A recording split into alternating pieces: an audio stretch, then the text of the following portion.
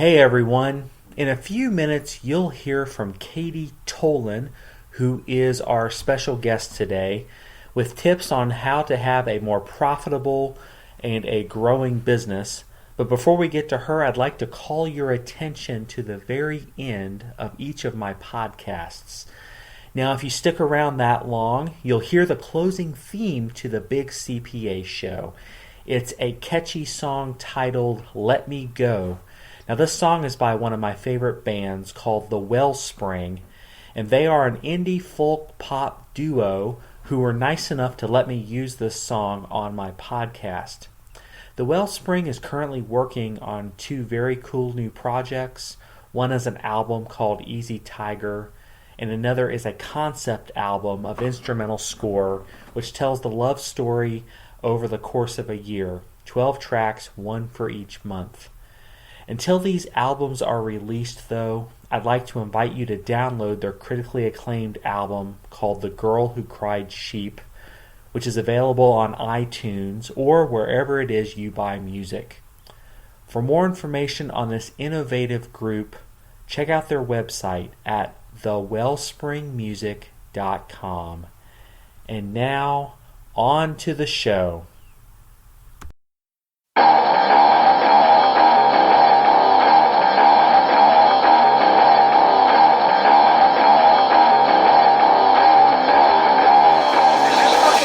It's the Big CPA Show with your host, Sam Schaefer.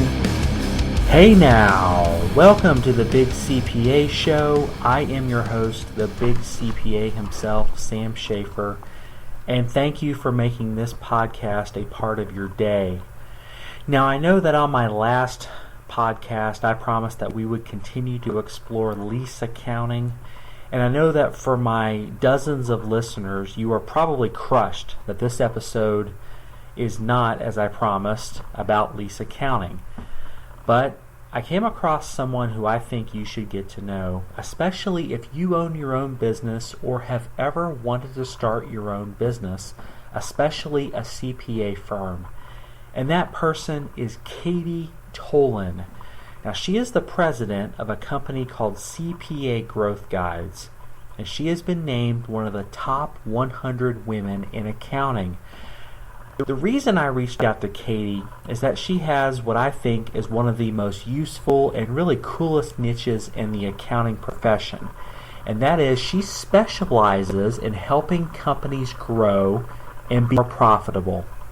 And when you get right down to it, out of everything we could talk about, there really isn't much more that we could discuss that's more useful than growing and being more profitable. After all, everyone who owns their own business wants to be profitable. No one becomes an entrepreneur thinking that they will barely tread water or go broke, right? So if you own a business, especially a CPA firm, or if you have ever thought of starting your own business, then this podcast episode is for you.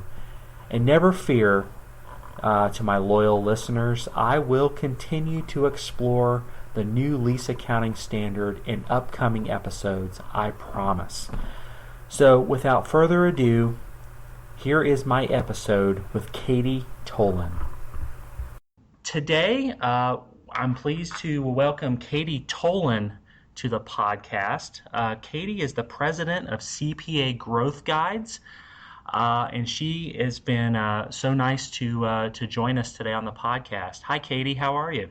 Hi, Sam. I'm doing well. Thanks for having me. Sure. No problem at all. And I just want to congratulate you for, I just found out today on Twitter that you have been inducted into the Accounting Marketing Hall of Fame. Yeah, thank you. That happened just about a month ago, and it was a very big surprise. Well, that's wonderful. Well, congratulations. Sure. Part of, one of the big reasons I wanted to bring you on the show is to learn a little bit more about what you do. And because a lot of CPA firms, I think, or people who are starting CPA firms, they all have the same goal, I think, in mind, and that is to be profitable. At the end of the day, no one wants to open their own business and then have it flop or have it fail. And so I was intrigued by your Twitter page, which said that you are a growth and profitability consultant to CPAs. What does that mean?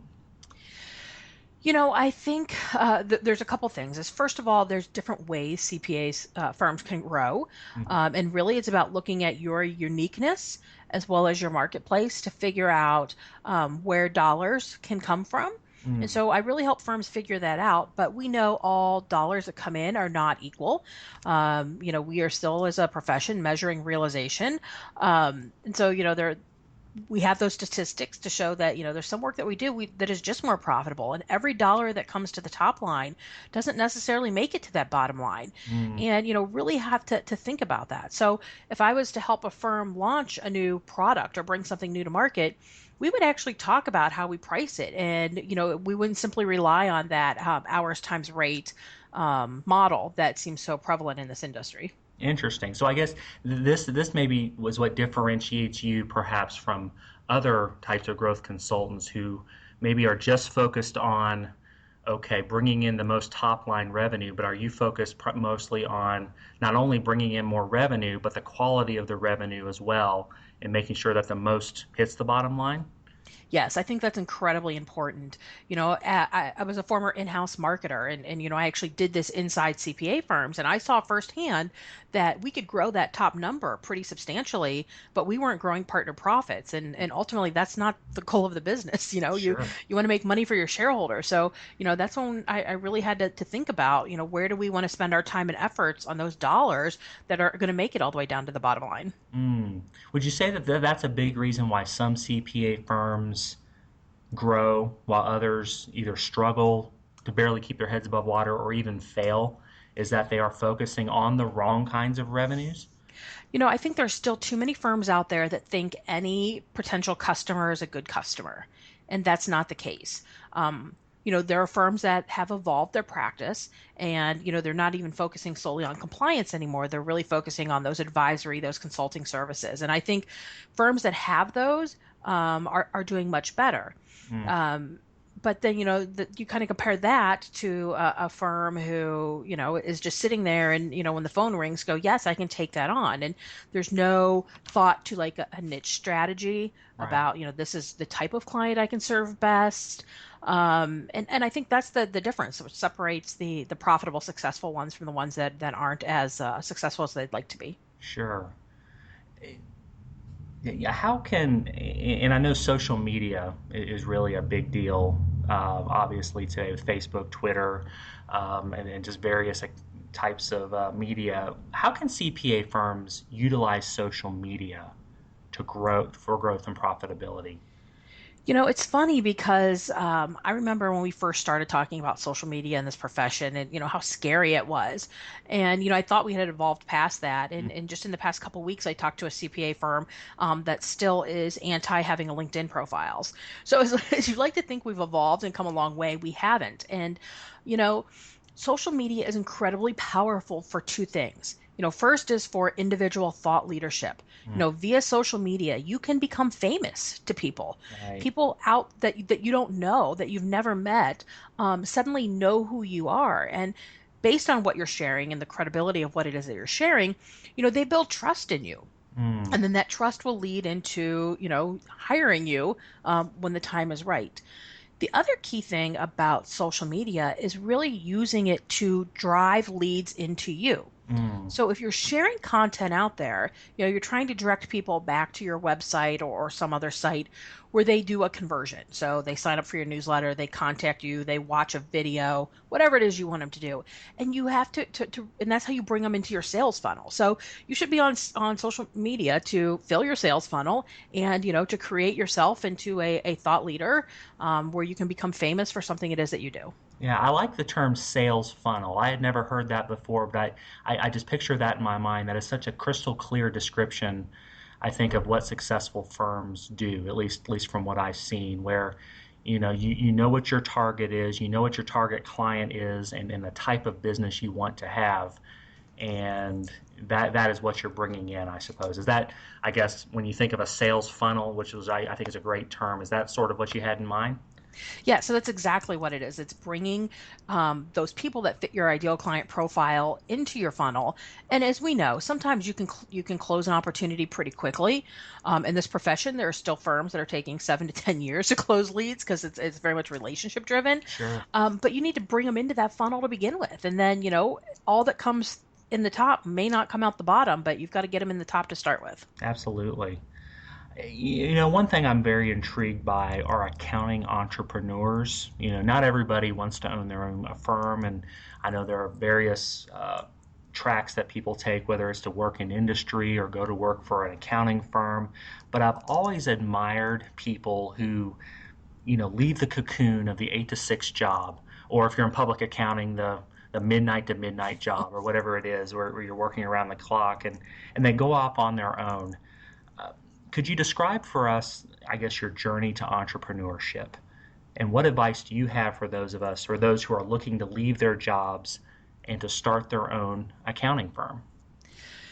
So I was an in-house marketer my entire career, nearly 20 years. I've been in marketing roles. I Mhm. started in legal marketing, working for attorneys, and then jumped to accounting marketing. Um, During that time, I've been in 3 different firms. So what happened is, I switched from a firm that I'd been at for a long time for what was a tremendous opportunity. They actually gave me a blank sheet of paper and said, "Katie, come build this for us." So the entrepreneur in me, anyways, was incredibly excited about that because who doesn't like to build? Right. But what happened is our firm ended up getting acquired, and suddenly I found myself in a top 10 firm.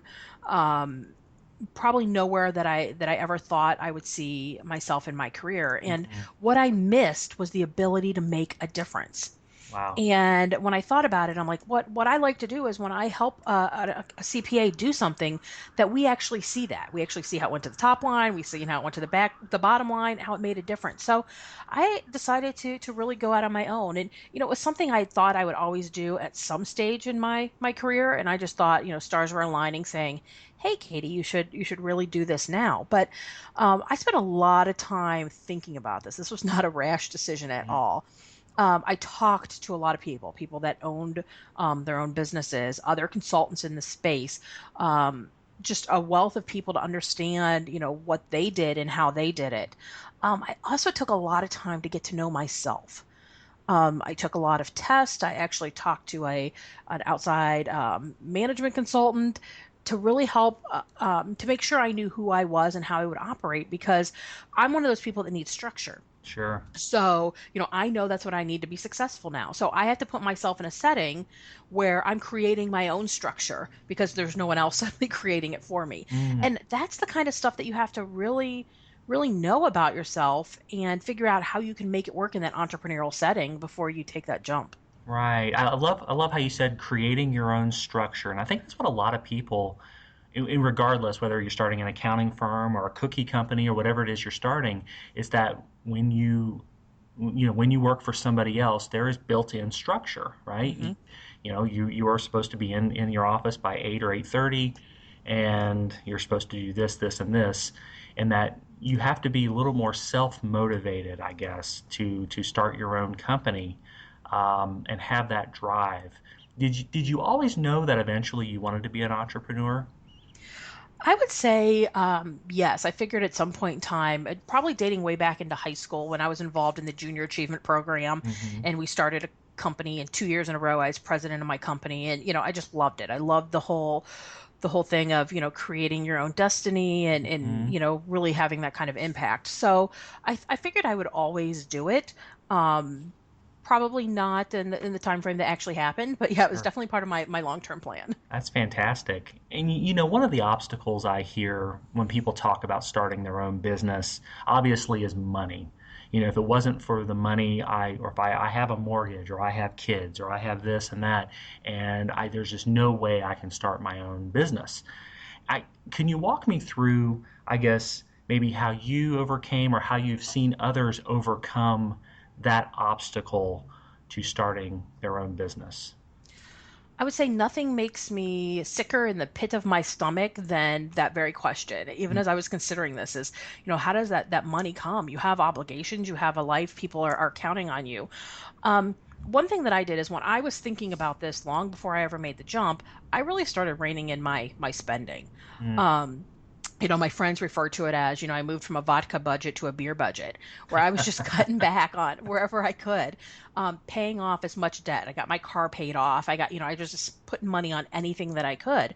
And then also, I made sure I had 6 months of money put aside. Mm. Now, that 6 months of money went further because I had already paid off a lot of my debt, so it wasn't as much. Um, so I knew I was giving myself, I had a 6 month window to begin to make some sort of money. And because I cut down on my debt, the amount of money I would need each month was a little bit smaller because of my effort. So, I made that financial leap by thinking about it and, just really cutting out any excess spending long before I reached the stage where, I just didn't have as much to spend. Right. Was it especially unnerving? I'm sure you've quit jobs in the past, but when you turned in that 2 week notice or whatever it was, and you knew this is the big leap. I am turning in my notice, and the next job I have is going to be working for myself. Was that especially unnerving? Was it more exciting? Was it, I guess, You how did know, you feel? I would say when I turned in my notice, I was excited. Yeah. What happened is my last day when I left the office and I'm driving home, I was like, what did I just do? So it really hit me on that drive home for the last day when I had all my boxes in my car next to me, and Sure. and I was like, oh my gosh. So to me, that's when it really, really, really hit me, as in this is real. Like this is no takebacks. Right, right. According to you, and I went through your company's webpage, besides being the newest member of the Accounting Marketing Hall of Fame, you've also been named, and I think this is very cool, as one of the most powerful women in accounting. Definitely a great accolade. I'm a father, of course, of two young girls, and obviously unique challenges for anybody who wants to enter the profession, but particularly for women. What unique challenges, what unique obstacles are in the way, or opportunities even, for women who might want to enter the accounting profession? I think there are a lot of opportunities for women, and we're seeing a shift in the accounting profession by the sheer number of accounting graduates, Mm, and the fact that they are more skewed towards female than male than they ever have been in the past. wow. And so I think we're seeing the profession evolving because they have to. They suddenly have to keep these employees because it's really hard to find experienced accountants, Sure. CPAs this day.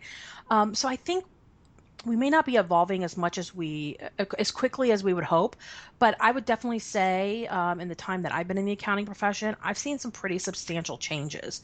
Um, I think, and this is probably the advice I got from somebody I'd worked with at one point in time is, you know, you have to be confident when you go into that workplace, Mm, and you also have to work hard.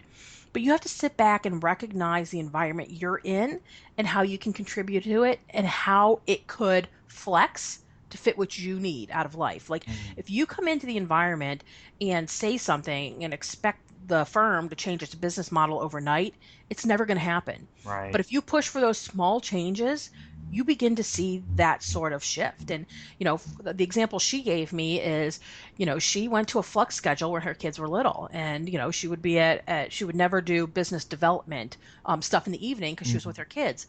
But she would go out of her way to schedule stuff lunchtime and during the middle of the day. That's how she took the environment and accommodated herself in a way that would allow her to advance her career while also having the home balance as she wanted. So, I think that's the biggest thing is, you can't change everything overnight. Pick your battles, and over time, things will change. Absolutely. I think that's great advice, and a great outlook on the profession. Uh, if our listeners want to contact you directly, and if they have questions about growth and profitability in their own practices, how can they get a hold of you?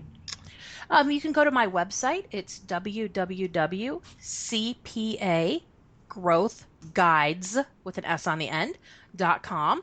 My contact information is there via social media channels, phone, email, however it is you want to reach out. And I'm happy to just talk to you and share what it is I know, listen to you. And if there's any advice I can give you and tips, I'm always happy to do so. Fantastic. Well, Katie, thank you again for your time.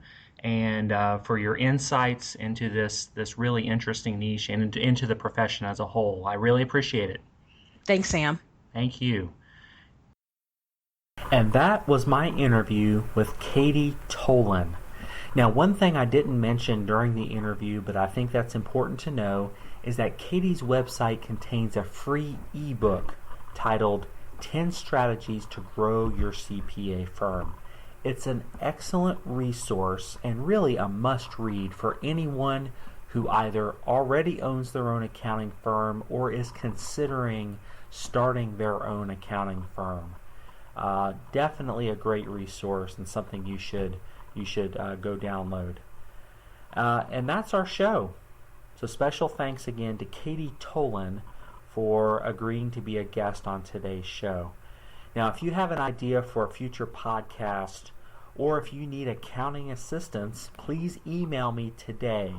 Email address is info@schaefercpa.com, or you can follow me on Twitter at SchaeferCPA, and that's spelled SHAFER-CPA. Thank you again for listening.